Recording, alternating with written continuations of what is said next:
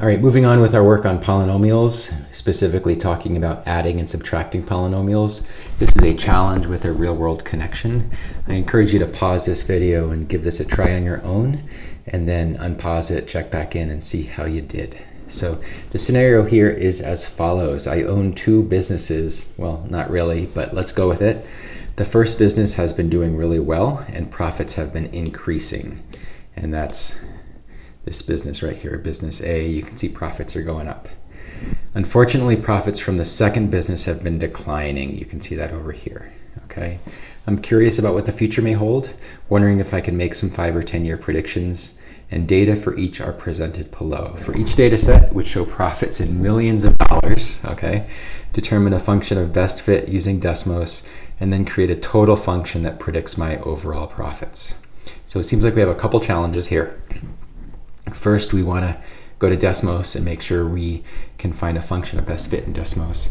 And then we're creating a total function that tells me that we will be adding equations together or adding functions together. Okay, and we're going to try to use that to get this number right, these numbers right here, which is my total for both businesses, total profits. Okay. So I've already gone to Desmos and plugged in the data tables. That's pretty straightforward, so I didn't need you to follow along with that. I wanted to save some time, but then I will take you through how to find a function of best fit and how to add those two equations together. Okay, so let's flip to Desmos here real quick. And you can see what I have. I have in green business A, and let's make a little better scale here. And then in blue, I have business C, or business B, going on a steady decline. Okay, as we do more with functions and understanding patterns, it'll be a little more automatic for you what sort of function this is.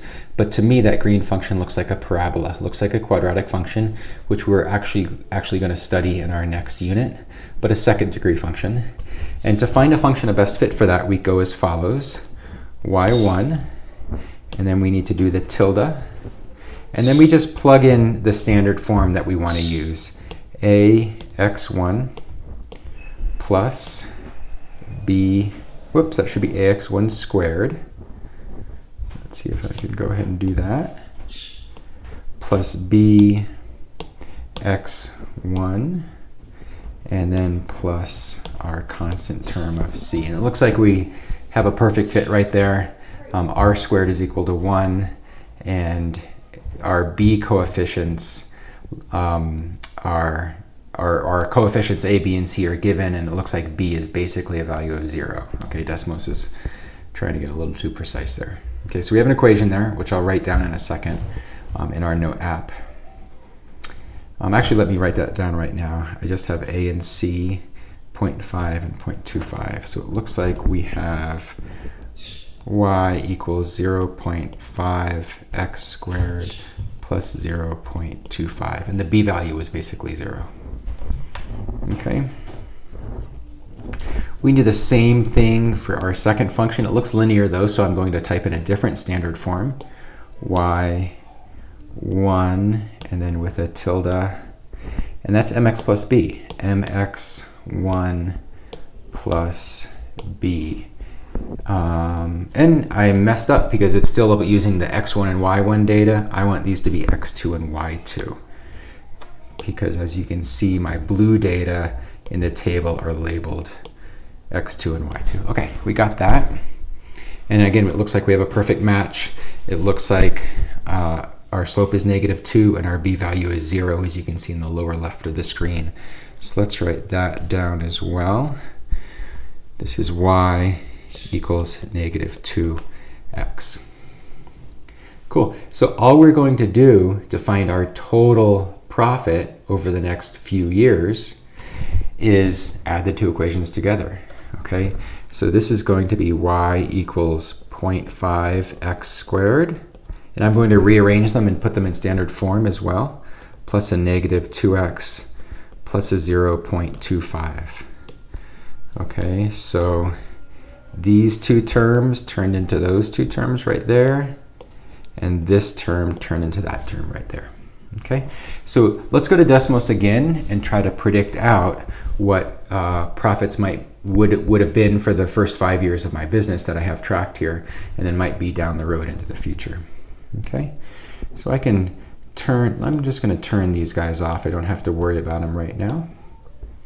And I'm going to type in one last equation with a y equals, and it was a 0.5x squared. Oops, forgot my x. Still forgot it. And then it was a minus 2x. And then it was a plus, what were we adding in? We were adding in plus 0.25. Okay, so this is what my equation looks like for the first 5 years of the business that's already passed, years 0 through 5, the first 6 years, and then what things might look like in the future. Let me turn on the data as well, and I'm going to do a quick copy paste over to my note-taking app so we can then actually paste it in and see what we get. Okay.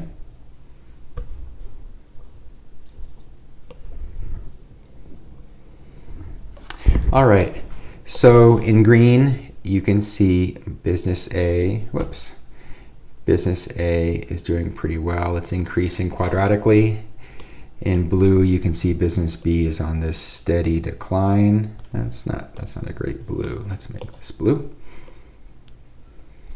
And then in red, you can see the combination of those two together. So initially, the decline sort of was outpacing things, but then my green company sort of took over, and it looks like things are going to be doing just fine in the next few years. I'll be increasing profits.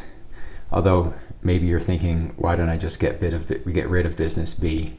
And that's probably a good thought too, right there. Maybe just keep business A. All right, so what we did, we added two equations together, and we got a sum total equation for my entire business net worth, sort of. All right, that's a good place to stop.